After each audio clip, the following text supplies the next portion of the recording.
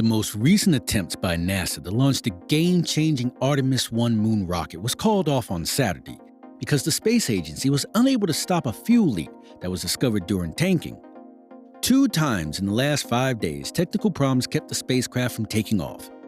Even though Artemis I won't touch down on the moon, this mission will still set a record for the furthest distance any human-made spacecraft has traveled into space. Want to know more about it?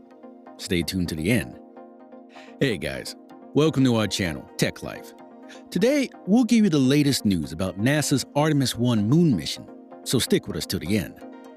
NASA's historic Artemis I mission to the moon has been put off again because engineers found a leak in the fuel system of the rocket. Even though Artemis I won't land on the moon, the trip will be the furthest that a spaceship made for humans has ever gone into space. NASA's big trip won't have any people on it, but it will have 3 astronauts, Helga, Zohar, and Munikin Campos. They are high-tech mannequins, which is the term for human models used in scientific research. They are full of sensors that will test how the human body reacts to space travel.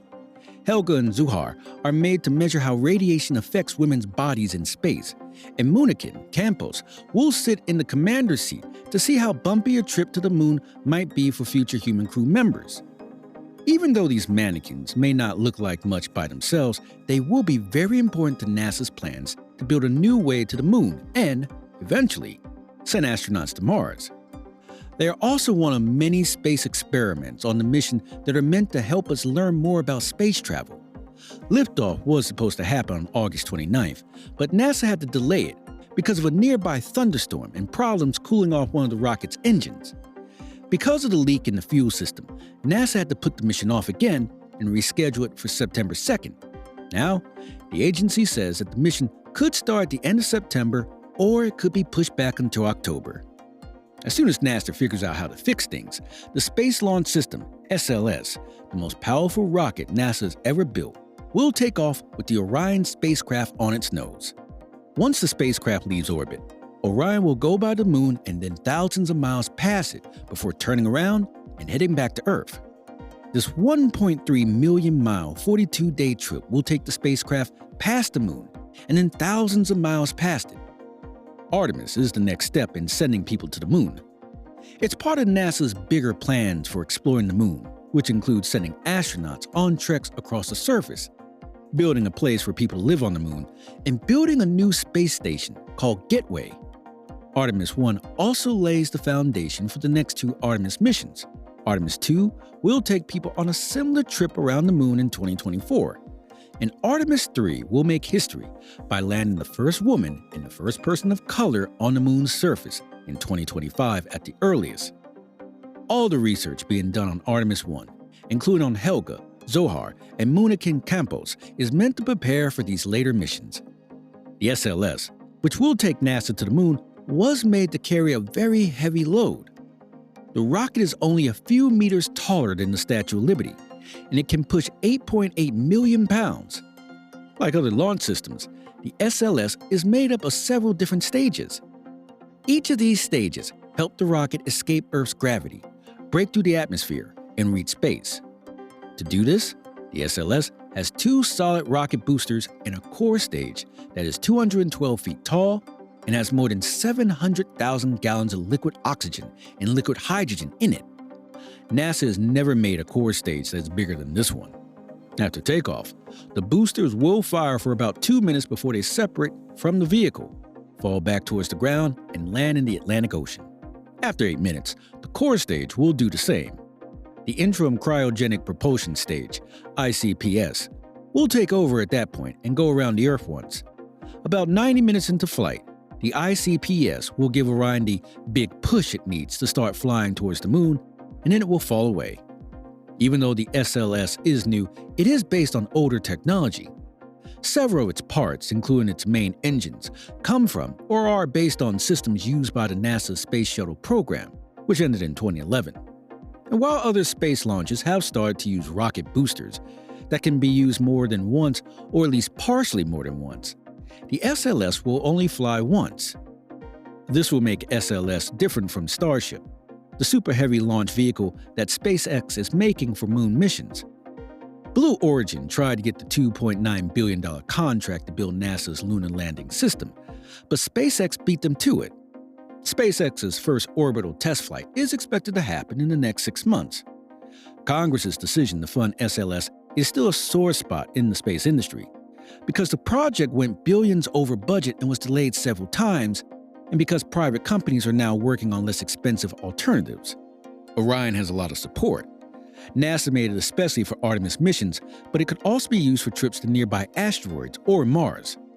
Lockheed Martin made the spacecraft, which, from the outside, looks like a big turkey baster with wings coming out of its sides. The Artemis crew module lives in Orion. Astronauts who are going to or coming from the moon will spend time there.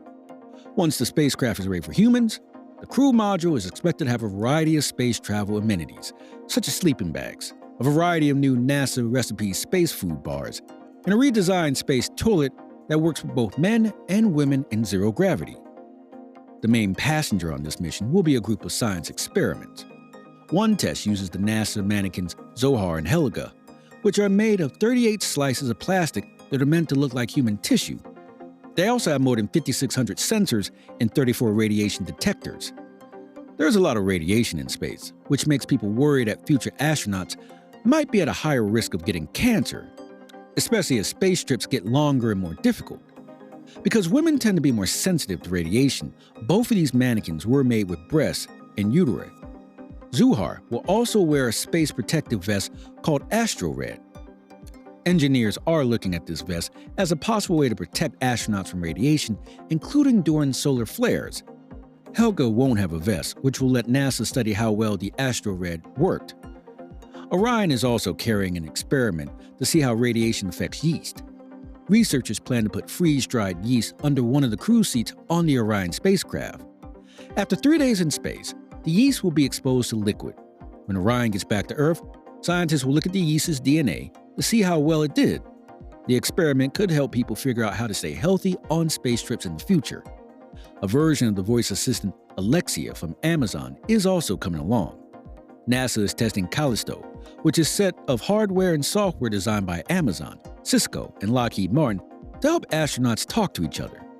Mission Control will be able to send audio and video messages to a tablet inside the Orion capsule, where a version of Alexa will receive the message and respond. Small satellites called CubeSats will be sent into orbit around the moon as part of the mission. These satellites will gather information that NASA and private companies may be able to use in the future to help people get around and on the moon. Infrared imaging will be used by the Loon IR satellite to study the safety of the lunar surface. This could help decide where astronauts will go in the future. The Lunar Ice Cube satellite will try to find sources of water on the moon, which NASA might be able to use in the future. NEA Scout, another satellite, will go to a small nearby asteroid. This side trip could help plan future crewed missions to other asteroids. The satellites will be sent into space by a different part called the Orion Stage Adapter once the spacecraft is far away to be safe. These satellites show that NASA cares about a lot more than just going to the moon. The Artemis program is preparing for a level of activity on the moon's surface that has never been seen before. This includes a human base camp, a set of nuclear reactors, and a mineral mining operation. NASA said that it wants to build an economy on the moon, and the space agency has also created the Artemis Accords, a set of rules for exploring the moon that more than 20 countries have signed on to. NASA wants to use the moon as a stopover on the way to Mars, which is a much more ambitious goal. At the moment, it looks like that might happen in the late 2030s. But even though many of these plans are still a long way off, it's clear that the Artemis program is much more than just a copy of the Apollo program. Okay folks, that's it for today. If you enjoyed this video, give it a thumbs up, click the subscribe button, and ring the bell icon so that you will never miss any videos from us.